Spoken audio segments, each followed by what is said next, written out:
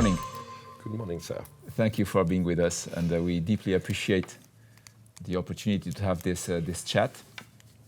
As you know well, in the automotive industry, we are facing many challenges, of course. We have identified 7 significant trends. And among those trends, there are a few of them that are related to the ownership, to the usage of cars, to connectivity. And what I would like to learn from you and discuss with you today is from your vision, from your experience, what kind of lessons and what kind of insights could we have regarding the mobility devices in Africa. Of course, nobody wants to be a tier 2 citizen in the world, and Africa, of course, is shortcutting many things. Of course, these shortcuts mean that they are not going to go through the traditional steps of the Western world. So what should we learn from Africa in terms of shortcuts for the automotive industry regarding connectivity, regarding usage instead of ownership, regarding traditions, solidarity, that would shape different behavior, not only Africa and Middle East, but probably also in other parts of the emerging world. So I would like to ask you, what is your perspective on this kind of topic, which is of course very broad, so feel free to fragment if you need. Let's be humble.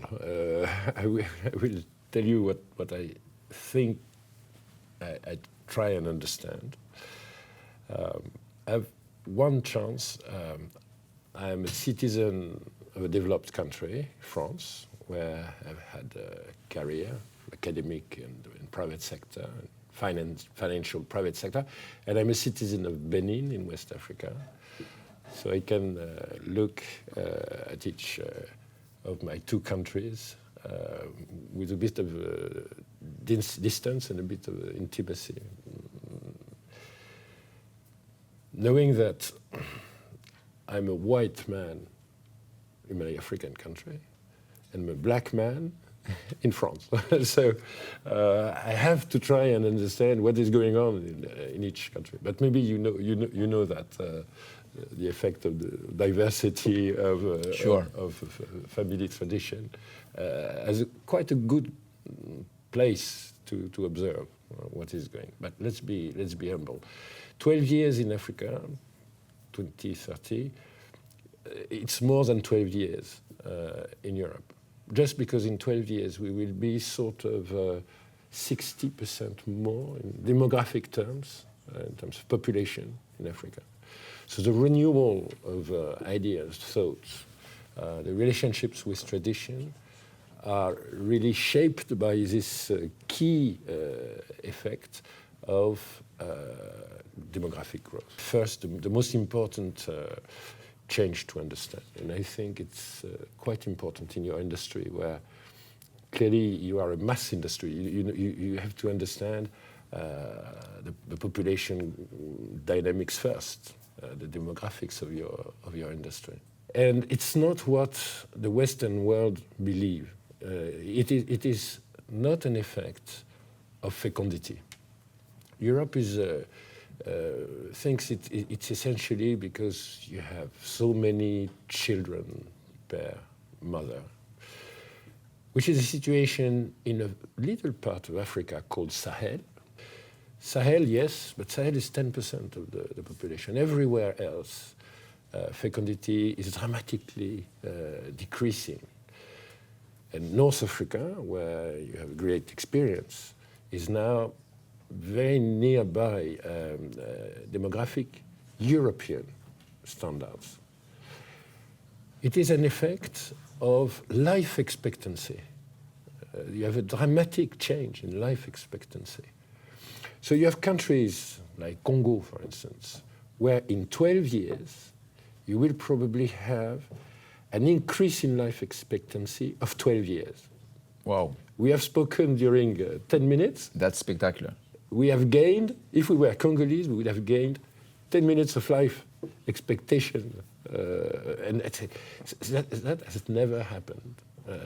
So some people think demographics could be regulated, and lowered by controlling birth. No, it's not the case. The question is, why is the African population growing?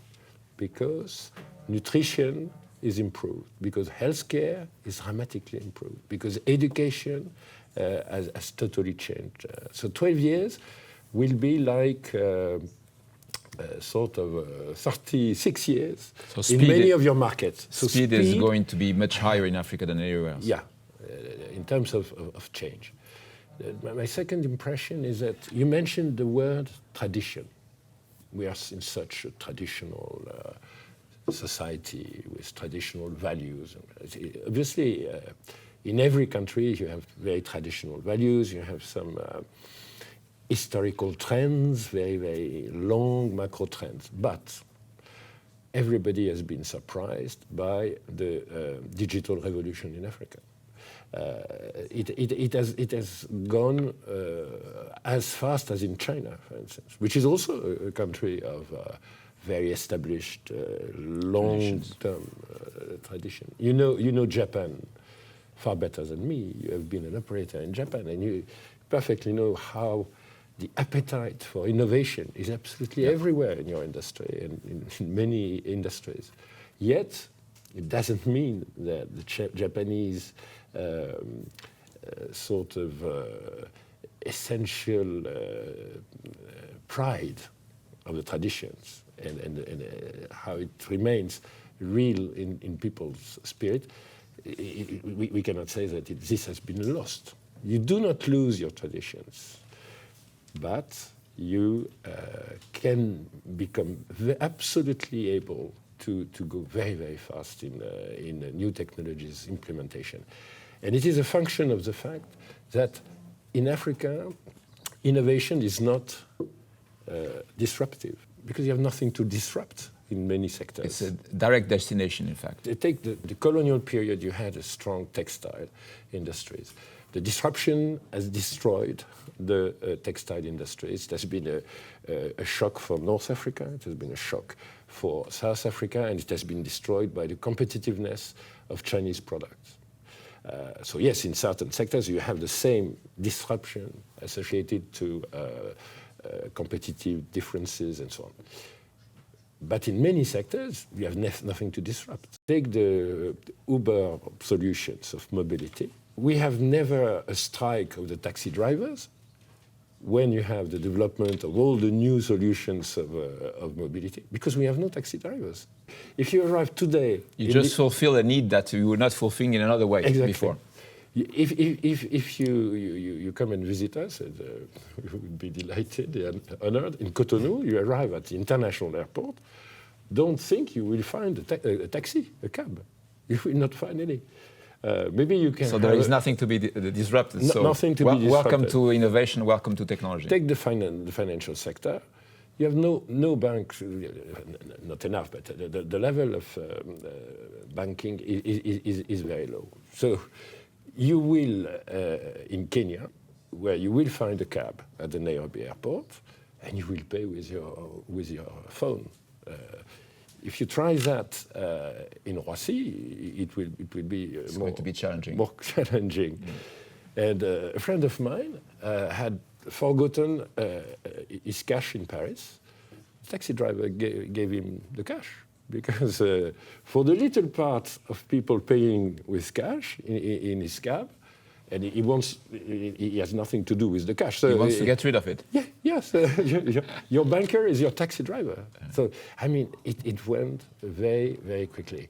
And some obstacles exist only in the minds, in the eyes of foreign observers. For instance, people think that smartphones are not usable by people who cannot read and write. The fact is, today, it's around half of the sales of telephones, which are smartphones in Africa. By the way, Chinese smartphones, because they are more competitive. And people use them.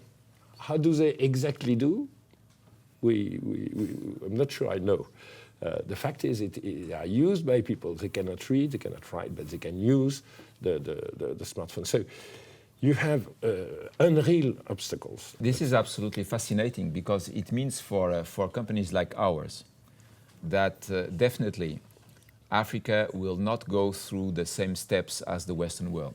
There will be significant shortcuts to fulfill needs that have been always there, but there was no good answer to those needs, and that's absolutely fascinating. You were also saying that Africa is very much about solidarity, which means that in some cases it's quite natural to be using something. Let's talk about a mobility device, or even the way people own or not own a plot of land. So the sense of solidarity may completely distort the way we see the trend moving from ownership of a car to the usage of a car. And of course, the usage of a car without ownership means using connectivity, using the digital world, which is already there and then can give access to mobility in a very different way from everything we have experienced in the Western world. Could you please tell us a little bit about this solidarity in the sense of ownership or not ownership, the land, the car? How do you see that? I think that this tradition of solidarity is there to last. Because if you consider the basic needs, you need the community. You need your community. Be it to survive. To survive. Be it your family, be it a broader, enlarged environment, be it a tribe, whatever. You need solidarity. Basic need of housing. You have to build your own home with the generation, your generation, I mean your mates, your schoolmates. Schoolmates. You do that together, because you have no formal good offering and value for money offering to build your house. If you have to manage your savings, you have to go to what we call tontine in French, this system of traditional savings where the community contributes little money, and then you have like a lottery, and somebody you are entitled to use the money. Yeah, the whole of the money collected. So you need trust to do that. Land ownership.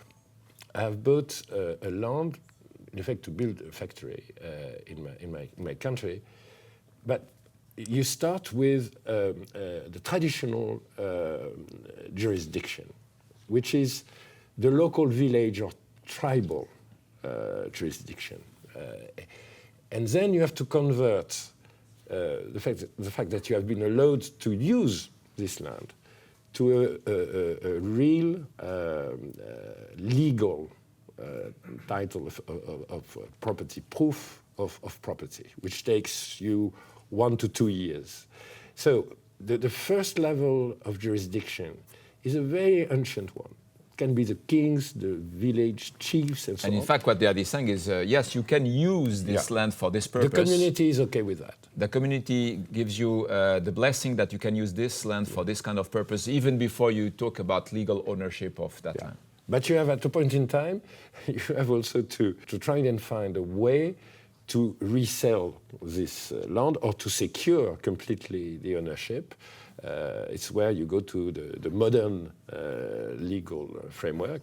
If you want to build a factory, you have to be sure that over time it will not be sort of litigious way. Yeah. So, but it means you really start with what is the decision, the practice of the community. And you have no incomes related to public transfers like you would have in Europe. So if you want to cover healthcare needs, if you want to have pensions, retirement, you will not have, for, let's say, 60–70% of the population, we have no mechanisms to cover that, except the solidarity again, which, by the way, in Sahel, where survival is more complex, it's also a reason why you want 10 children, because the family and the community of families will generate the solidarity. And will cover your needs when you will become vulnerable because of aging, because of illness, and so on. So in Nigeria or Mali, you have 6 to 7 children per mother. First, because the mortality remains for babies very high. Second, because they absolutely need this solidarity in between the generations, which is as important as immediate solidarity, be it transgenerational or be it immediate. Solidarity is the first way to think the community's sort of safety and going forward. I think it will remain, even if our upper middle class is more and more global in a sense. But you have trends which can last a few centuries. I think that this idea, solidarity first, community first, will remain a few centuries. So in 2030... And that's something that, of course, is a big lesson for us, because it means survival needs solidarity. Solidarity means that the most important thing is to use rather than to own, which means if you have a strong tradition of survival mode leading to solidarity, leading to the importance of usage rather than the importance of ownership, it means that with technology we can go directly to mobility services without going through a step of ownership. But at the same time, you told me when we were preparing this discussion that status is also important. And that's something that is strange for Western people like me, is if from one side solidarity leads to usage in a very, I would say, relaxed way, from the other side status of being in a car or being driven or driving a nice automobile may still be important. How do you make those two things somewhere consistent, which may not be the right word? But it can be decoupled of ownership. But for instance, you will spend far, far more in our countries for a wedding ceremony, like for funerals. Very difficult for the Western people to understand. I mean, you are so poor and you will spend for the wedding. Yes, because in our traditions, you have to express a way or another. What is your status? What is the in the community? Where is your family? In the history, you have to express that a way or another. And a car is an important element. I had a strange experience being Prime Minister, that one of our drivers was renting my official car during the weekend. It was very appreciated by consumers. When we discovered that, we had to find another job for this man. But why? Because it was a 508 Peugeot. Great news, thank you. Appreciate that. I have to say I had a few, but it was a 508, which is very good for weddings in south of Benin. So it had, the man had a market. During the weekend, I was using my personal car, so he was renting mine, which is difficult to imagine. You see a market of renting the DS7 of Mr. Macron during the weekends. Yeah, you could hardly imagine that. A bit complex. No, I mean, yeah, status remains something which has to be expressed by many ways. To have many cars is an element of status.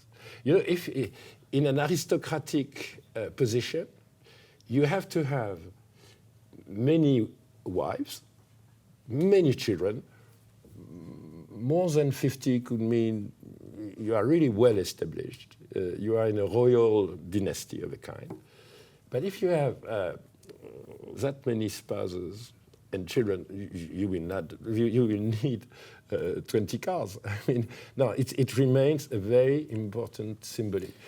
And so, in terms of branding, I know no other place where the strength of brand is so strong. I'm not sure that the offering of Peugeot in Africa today is as broad as it used to be, but a Peugeot is something very clear from the north of Africa to East Africa in the former East African safari countries, the resilience of your brand is absolutely extraordinary. But when you give so much importance to a brand, it means that for you it's a real mark, a real expression of something symbolic, sort of immaterial but essential. We do recognize that our Peugeot brand equity in Africa is absolutely outstanding, despite the fact that we are now trying to come back and come back strong, because we have made many small investments in many different free trade zones of Africa. As you know, there are many groups of countries that have created some free trade zones. And in each of those free trade zones, we have created a specific manufacturing facility to be able to source from inside. So now we have around 8 manufacturing sites in Africa trying to feed the market. But of course, that does not mean that we should limit ourselves to cars.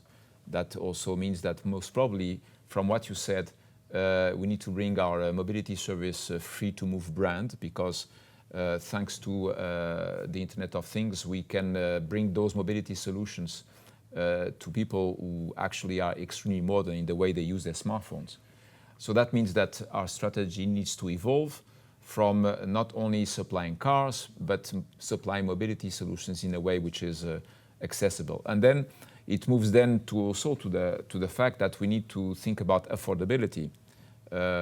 What does it mean to have an affordable mobility service or an affordable car that still conveys the sense of status and at the same time is affordable to at least the middle class of those societies? Is something that we are working on, and hopefully will very soon bring some solutions. Do you see any similarity, synergy, things we should learn from China vis-à-vis what's going on in Africa and vice versa? We will have a very unique development pattern. So yes, there are some similarities, but it will remain, I think, an African model. So we can extrapolate a few things, but not necessarily all.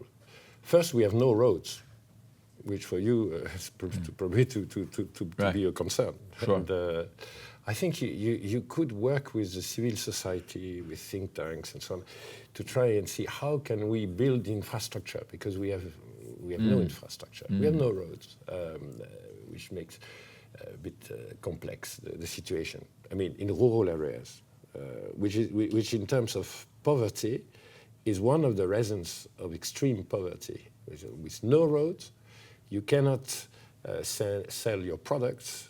And I think it's important that also you have a view on the mobility of goods and not purely the mobility of And it's people. not only about mobility device, it's also about infrastructure. If not, Yeah, you cannot. it's infrastructure and it's moving the people. By the way, moving for us is a very positive value. That's important. Yeah, people think in Europe that migrations are an effect of poverty. It's the people, the more able who migrate. They migrate in Africa. They do not migrate that much to Europe, but it's not seen like that by the Europeans. Why? Because moving, in terms of life experience and learning, is absolutely essential. So moving is a positive value by itself. And that's fascinating, because actually what we think by PSA is that freedom of mobility in Western countries, and specifically in Europe, is going backwards, which means people do not value as much as eventually they should the freedom of mobility that they have been enjoying so far. And your perspective about the fact that it's a very positive value in Africa, because if you have freedom of movement, you can create wealth, you can create life expectancy, a lot of positive things, is a huge contrast between what we experience today in Europe vis-à-vis what the values of Africa may be. What will be a significant difference with China is that we cannot afford a dirty growth. It's absolutely impossible to have coal power factories and power plants. So we will have, I think, a very decentralized model in terms of renewable energy, and energy is a component important for you. I think it would be very interesting to see Peugeot working a bit with the civil society in Africa, because we have to find proper ways to fund, to pay for that. Infrastructures of mobility and related to the mobility of energy in rural areas. And our rural areas, which is another difference with China, will be more and more populated. We have such a high demographic growth compared to China today that, yes, we will have urban population growing faster than ever in history, but we will also have the countryside, the rural areas growing. So it's not a shift from rural areas. It's not a migration. No. You have some migration moves, but you will have a dual growth, faster in urban areas, but and that is a significant difference. We will have to take control of growth in rural areas, and in rural areas, mobility is key for the values of people, but is also key in terms of moving the growth. And maybe it's a question of governance of the group, in a sense. How can you work with the people who are aware of the fact that the solutions will be fully African? How could you work with various counterparts? How and stakeholders, and how can you promote people with an African experience? Maybe using diasporas could be interesting, because we have so many now Africans trained outside of Africa, or starting in Africa, complementing their learning, and now so willing to come back. So exactly, to contribute to their own yes, because I think the African millennials are interesting because they are millennials, and interesting because they are African, totally convinced that everything is possible. It's a land of opportunities. Everything will be very difficult because we have so many challenges, and it's where you have to be. And I don't and how will Peugeot cope with that? It's a great point, and it's very funny because by PSA we have a governance where we have regions and we have regional headquarters. Actually, all the regional heads are reporting directly to me, so they have a significant power. They can make many decisions in their region. And we have a Latin American region, we have a Eurasia, we have Asia, we have Africa and Middle East. And a few years ago, 3 years ago, we created a regional headquarters, in this case is in Morocco, which is funny because Morocco is not very far from Europe, as you may understand, and many of the Moroccan top executives have been educated in France.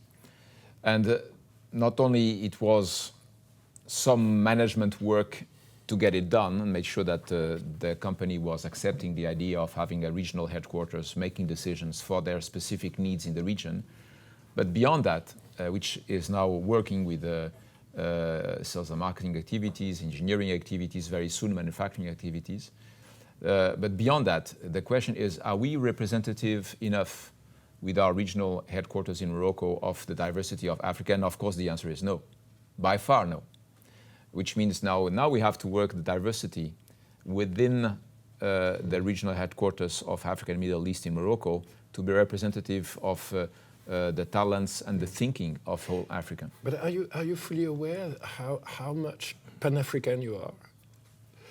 Because I know what you have done in Kaduna, which means in a country where in 2030 you will have not 180 but 300 million inhabitants, so in Nigeria, of your also the knowledge about the brand, the firm in East Africa.